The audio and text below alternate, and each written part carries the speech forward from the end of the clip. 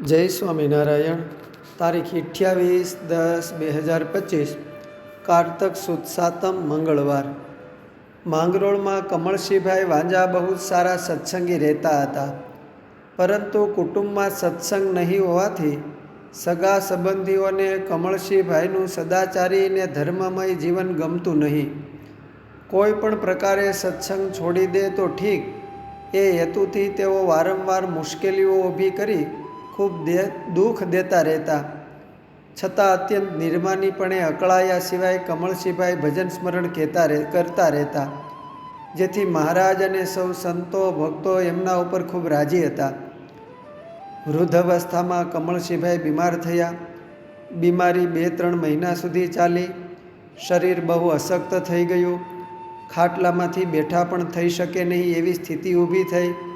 ઘરના સભ્યો સેવા કરવાને બદલે મેણા ટોણા મારે, ખાવાનું સરખું આપે નહીં, સેવા ચાકરી કરે નહીં, આમ ભગતને ખૂબ કોચવે.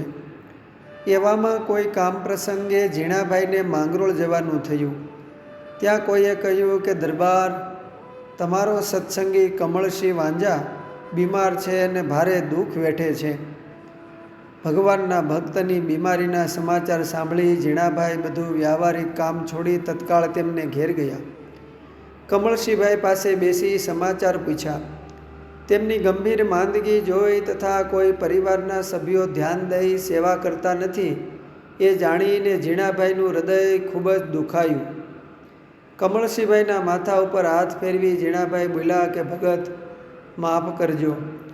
3-4 મહિનાથી આવા બીમાર છો ને હું તમારી ખબર પૂછવા પણ ન આવી શક્યો. કમળસિંહભાઈની આંખોમાં હરખના આંસુ વહેવા લાગ્યા. અરે બાપુ, ક્યાં તમે રજવાડી પરિવારને, ક્યાં આ કમળસિંહ વાંજો? છતાંય મારે ખાટલે બેસી આટલી હૂંફ દ્યો છો, એ કાંઈ થોડું છે? કમળસિંહભાઈ, તમે ભગવાનના ખરા ભક્ત છો. જો તમારા પરિવારને વાંધો ન હોય તો ચાલો મારે ઘરે, હું તમારી સેવા કરીશ. અરે બાપુ, મારાથી તમારી સેવા કેમ લેવાય? હું અહીં બરાબર છું. જે કંઈ મહારાજની ઈચ્છા હશે એટલું રહીશું અને સુખેથી ભજન કરશું. તમે મારી ચિંતા ન કરતા. પણ ભગત, તમારું આ દુઃખ મારાથી જોવાતું નથી. તમે મારી સાથે ચાલો, મને કોઈ મુશ્કેલી નહીં પડે. કરુણાભરી આંખે ભગત બોલ્યા કે ના ના બાપુ, તમને તકલીફ આપવી નથી. ત્યાં છોકરો બોલ્યો, એમાં તકલીફ છે નહીં? બાપુ સામેથી કહે છે તો તમને શું વાંધો છે? લઈ જાઓ બાપુ, લઈ જાઓ. હા ભગત, ચાલો, હું તમને બધી સગવડ કરી આપીશ, જરાય મૂંઝાશો નહીં. ભગતનું દર્દભર્યું હૃદય બોલ્યું કે તમારી બધી વાત સાચી બાપુ, પણ હું ઘોડા ઉપર કે ગાડામાં બેસી શકું તેમ નથી. માટે રહેવા દ્યો બાપ, મહારાજે જે ધાર્યું હશે તે થશે. ઝીણાભાઈ મૂંઝાયા કે ભગતને કઈ રીતે પંચાળા લઈ જવા, વળી તકલીફ પણ પડવી ન જોઈએ. ત્યાં વિચાર આવ્યો કે જો 4 જણ ખાટલો ઉપાડીને લે તો કંઈ મુશ્કેલી ન પડે. ઝીણાભાઈ ગામમાં મજૂર ગોતવા નીકળ્યા. શોધખોળને અંતે 3 મજૂર મળ્યા, ચોથો ન મળ્યો. ઠીક છે, 3 મજૂર તો મળ્યા, ચોથો પાયો હું ઉપાડી લઈશ એમ નક્કી કરી ઘરે આવ્યા.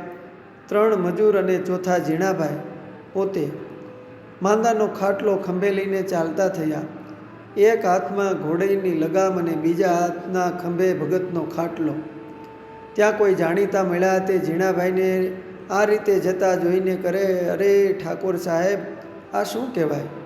આપે કેમ આ ખાટલો ઉપાડ્યો? ગામ ધણી થઈને ખાટલો ઉપાડો એ કાંઈ ઘટે ખરું? ઝીણાભાઈ કહે, ભાઈ, ચોથો મજૂર મળ્યો નહીં એટલે પછી હું ઉપાડી ચાલ્યો, કારણ કે મારો સાચો સગો બીમાર છે. ભગવાનના ભક્તની સેવા તો બહુ મોટા પુણ્યશાળીને મળે.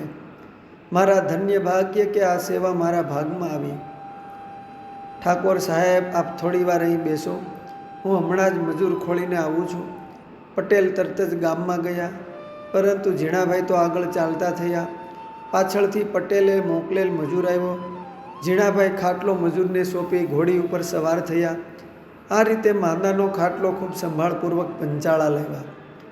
મહારાજે વચનામૃતમાં કહ્યું છે કે પોતાના ઈષ્ટદેવને ભજતા હોય એવા જે સત્સંગી વૈષ્ણવ તેનો પક્ષ રાખવો. તે જેમ મા બાપ દીકરા દીકરી તેનો પક્ષ રાખે છે પુત્ર પોતાના પિતાનો, સ્ત્રી હોય તે પોતાના પતિનો પક્ષ રાખે છે, તેમ ભગવાનના ભક્તનો પક્ષ રાખવો. આવી જ રીતે ભગવાનના ભક્તનો પક્ષ રાખી ઝીણાભાઈ કમળસિંહભાઈનો ખાટલો પોતાના દરબારગઢમાં લાવ્યા. થોડે દૂરથી ઊંચે અવાજે પોતાના બહેન અદીબાને પૂછ્યું કે બહેન, આ માંદાનો ખાટલો આપણે ક્યાં રાખીશું? અદીબાએ અણગમો વ્યક્ત કર્યો કે ભાઈ, તમે તો આવા ને આવા, ગમે એને જ્યાં ત્યાંથી લઈ આવો, તો શું એને માટે ઓરડા ખાલી રાખી મૂક્યા છે? બહેન, તમને પૂછું છું કે આ માંદાનો ખાટલો ક્યાં રાખવો છે? અદીબા ફરી છણકો કરી બોલ્યા, એ ભાઈ, માંદાનો ખાટલો તો ડેલી ખાનામાં રાખો. ભગવાનના ભક્તને પોતાના પુત્રથી પણ પ્રિય માનનાર ઝીણાભાઈને આ વાતથી બહુ દુઃખ થયું.